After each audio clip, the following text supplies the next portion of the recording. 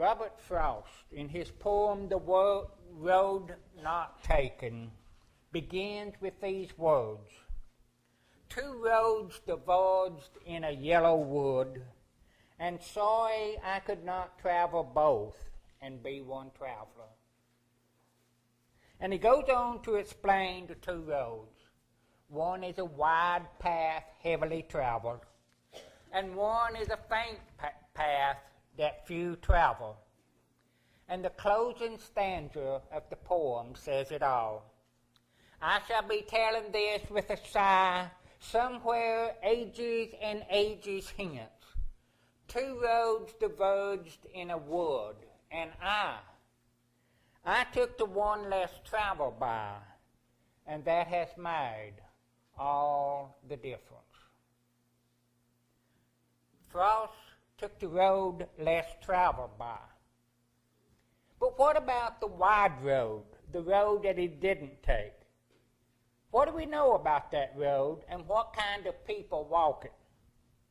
Well, the heavily traveled road is wide because it is full of quick destinations, quick solutions, quick fulfillment, quick or instant gratification, quick or fast food, quick service, and if we don't get all the quickness, we're unhappy. The wide road also includes some other things that are quick. Quick tempers, quick retaliation, quick to take offense, quick to assume the worst, quick to become annoyed and impatient. The wide road is selfish, self-centered. In other words, narcissistic, coming from the Greek myth where Narcissus saw his shadow or reflection in the water and fell in love with it. There is something about all of us that fall in love with ourselves, and we need to recognize that sometimes we need to travel a bit of a different road. My favorite author, Scott Peck, in his book, The Road Less Traveled and Beyond, says this, and I quote, "The healthy spiritual life consists of progressively growing out of narcissism. Narcissists cannot nor will not think about other people. For each of us, one of the most difficult and one of the most important things is that the world does not revolve around any one of us." Unquote. I must own up to the fact that I sometimes travel the wide road. I must own up to my own narcissism, selfishness. I can remember one time getting with somebody and talking with them, and 15 minutes went by before it dawned on me that I had not even asked, "How are you? What's going on with your family? What's going on with your loved ones?" I had spent the whole time talking about myself and what was on my mind. And we find ourselves in those kinds of situations constantly. Now, I did not violate any rules by Miss Manners or Emily Post. I did not say anything rude, distasteful, or derogatory. But in those 15 minutes that I chatted, I must have been enamored with my own wisdom. Or maybe I was in love with my own voice. Or maybe I thought my thoughts were better than anyone else. And all of us will struggle with that. And it comes so easily. I can remember right after Della and I was married that we lived in the same hometown. And 2 miles apart, Della's family and my family. my grandmother expected us there for Sunday dinner. And I want you to know that Della's mother, who worked every other weekend at the hospital, wanted us for dinner on the Sunday that she didn't work. So we explained we'd go one Sunday with Della's family and one Sunday with my grandmother. But when we ate with Della's family, we would still visit my family. And my grandmother would always say, well, I fixed dinner for you today and you didn't come.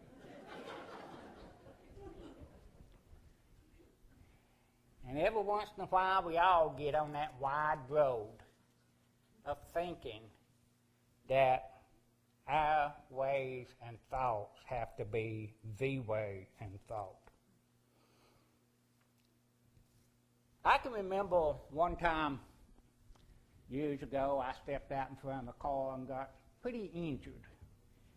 And you know how hard it is to forgive yourself for doing something stupid?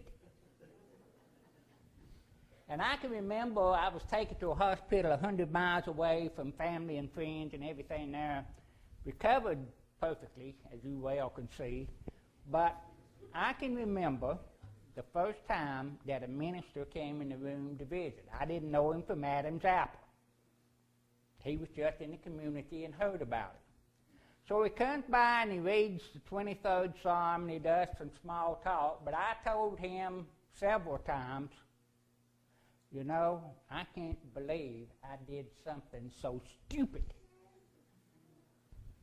He chatted on, made small talk, said a prayer and left. Now, if I could have reached my bedroom shoes, the back of his head would have been a perfect target. Because there was something about being so caught up in his own schedule and where he had to go next that I resented. Because I was in sore need at that time of somebody to hear me and not to be so caught up in their lives. Our narcissism will always flare up. And when it flares up, it's hard to do good. It's hard to think of other people. And I'm reminded of Robert Frost's words. 2 roads diverged in a wood, and I took the one less traveled by, and that has made all the difference.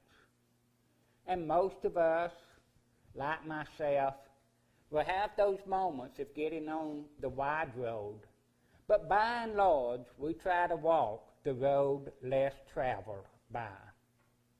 In our text, Jesus is quite clear. The fact that a wrong has been done does not give that person a right to do wrong in return. And that is simply the message that Jesus has. But the standards we find among the wide road simply will not suffice. There must be a way that is more caring. I sat in court one time as a man was being charged with manslaughter. Drunker than a doorknob, he was driving, hit a teenager, and the teenager died. And as I sat there in court and listened to all the various evidence, the judge turned around and asked the family if they had anything they wanted to say, the teenage son's family. And we just sat there as he talked. And the father of that little boy said, you know, I'm going to tell you something. Judge, I could ask you to throw the book at him, but that won't bring my son back. I could ask you to give him the heaviest fine the law allows, but that won't bring my son back. And so we've thought about it. We're Christians, and we've wrestled with this. And we've wrestled particularly with the scripture that has to say about treating your enemy. And we have decided that all we want for right now is that the well-being of other people be put first. And if it's within your scope and power, just see that this man never drives again. And somewhere, two roads diverged in a wood. And sometimes we have to choose the road we travel by. Because the purpose of justice is not retaliation. The purpose of justice is the belief that we need to seek the best for each other. Love your enemies. Bless those who curse you. Do good to those who despise you. And pray for those who bully you. We are constantly, each day, at forks in the road.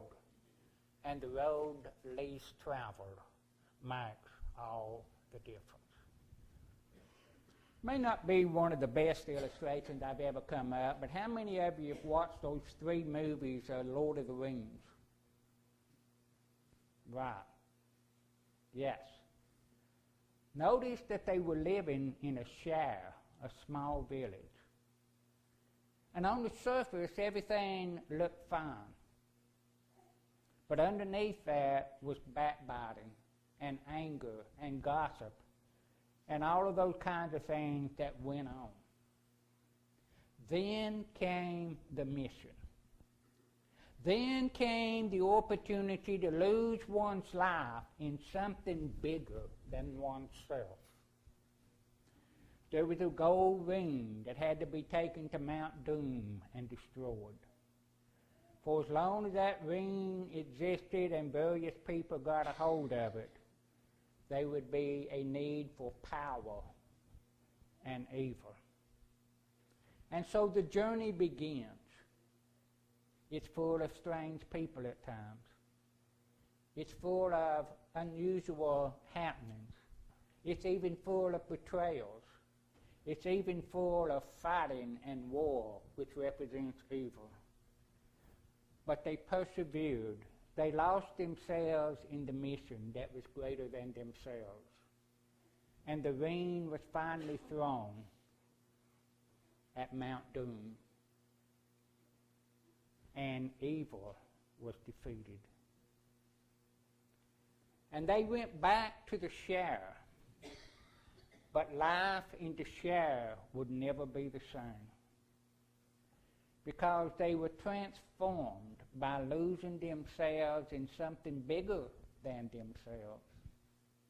And in the experience, had learned that there was value in each other.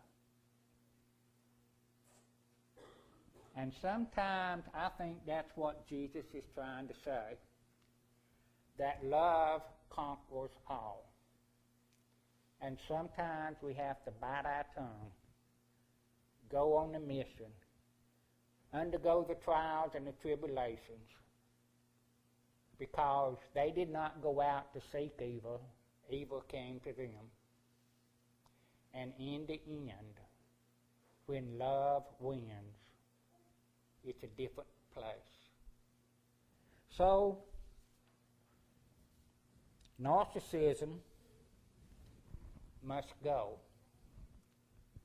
And it goes when we engage in something bigger than ourselves. 2 roads diverged in a wood. And I took the one less traveled by. And that has made all the difference. And if we believe the gospel, that is true.